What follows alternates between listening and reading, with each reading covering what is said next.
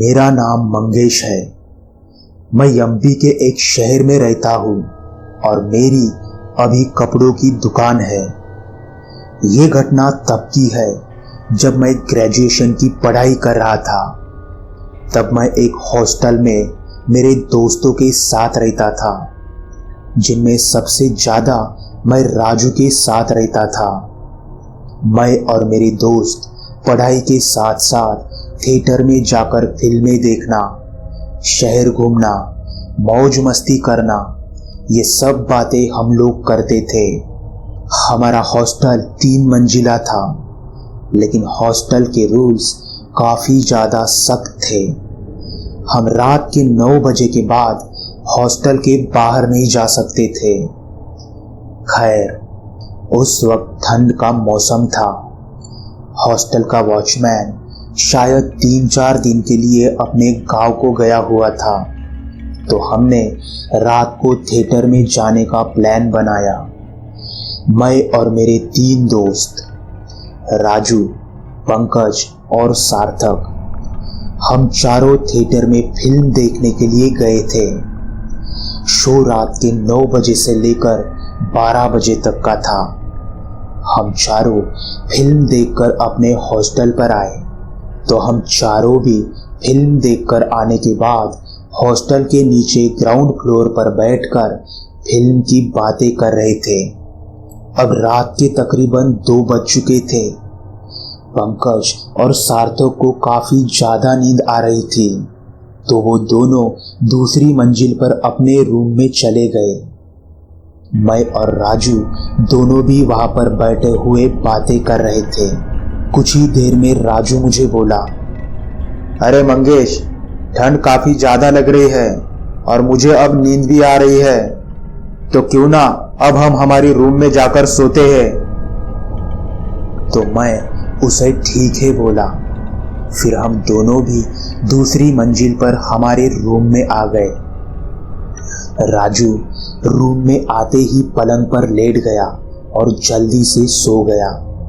मुझे सोने से पहले पानी पीने की आदत थी, तो मैं टेबल पर रखी हुई बोतल से पानी पी रहा था, लेकिन बोतल में पानी ज़्यादा नहीं था, तो मैं खुद से ही बोला, शिट यार, अब नीचे ग्राउंड फ्लोर से पानी लाना पड़ेगा, क्योंकि हमारे हॉस्टल के पानी का बड़ा सा फिल्टर वहीं पर रखा हुआ था।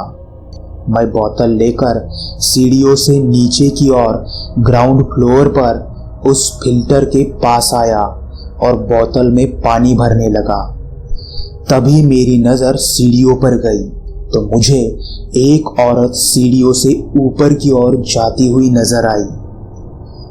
मैंने मेरी बोतल वहीं पर रख दी और मैं जल्दी से भागते हुए सीढ़ियों से ऊपर की ओर आया, लेकिन ऊपर कोई भी नहीं था। फिर मैं वापस नीचे की ओर उस फिल्टर के पास आया और अपनी बोतल लेकर सीढ़ियों से ऊपर आने लगा, लेकिन तभी मुझे ऐसा लगा कि मेरे पीछे कोई है। मैंने डरते डरते ही पीछे की ओर देखा, तो पीछे कोई भी नहीं था। फिर मैंने आगे देखा, तो वही औरत मेरे सामने खड़ी थी। उसने लाल साड़ी पहने हुए थी, उसका एक हाथ जला हुआ था, उसके बाल उसके चेहरे के आगे आए हुए थे। उसे देखकर उतनी ठंड में भी मुझे काफ़ी ज़्यादा पसीना आ रहा था।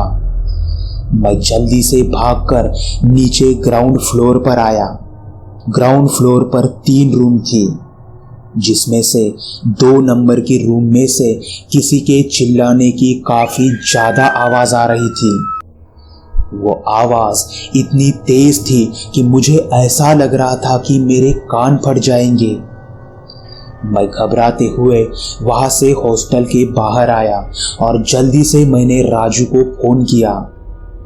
पहले तो राजू ने फ़ोन नहीं उठाया, शायद वो सोया था। फिर मैंने दूसरी बार उसे फ़ोन लगाया, तो उसने फ़ोन उठाया। मैंने उसे सारी बात बता दी, तो वो बिना कुछ सोचे नीचे ग्राउंड फ्लोर की ओर भागता हुआ आया।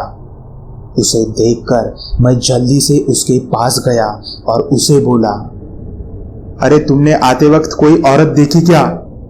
तो वो मुझे बोला, अरे नहीं भाई, मुझे तो कोई भी नहीं दिखा। फिर मैं उसे बोला, अच्छा चलो जल्दी अपने रूम में, मुझे बहुत डर लग रहा है। फिर हम दोनों भी हमारे रूम में आए। मैं जैसे तैसे करके घबराते हुए उस रात सो गया। सुबह हुई, मैं और राजू दोनों भी हॉस्टल के बाहर चाय पीने आए थे। हम दोनों ने चाय पी। चाय पीने के बाद पास ही में एक पान का ठेला था। हम दोनों वहां पर गए और उस पान वाले को 2 पान मंगाए और हम उसी पान के ठेले के पास खड़े रहे। तब राजू मुझे कल रात के बारे में पूछ रहा था, तो मैं उसे रात की बात बता रहा था। तभी राजू मुझे बोला, अरे यार तुम्हारा कोई वहम होगा। लेकिन हमारी बातें हमारे पास में ही खड़ा हुआ एक आदमी पान खाते खाते सुन रहा था। तभी वो आदमी बोल पड़ा, अरे सुनो भाई, उसे कोई वहम नहीं हुआ है, वो सच बोल रहा है। क्योंकि उस 2 नंबर की रूम में उस हॉस्टल की मालिक की बीवी ने अपने आप को फांसी लगा ली थी और तब से उस रूम से काफी ज्यादा खौफनाक आवाजें सुनाई देती है। और हाँ, एक बात और, वो औरत रात के 12 बजे के बाद काफी सारे लोगों को दिख चुकी है। तो मैं उस आदमी को बोला, अरे भाई साहब, पर आपको कैसे पता?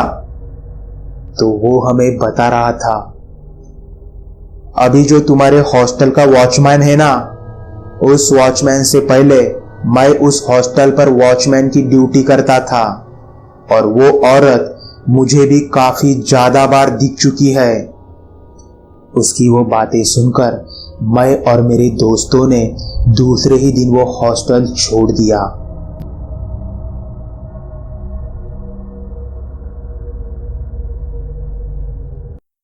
तो दोस्तों, आज के लिए बस इतना ही।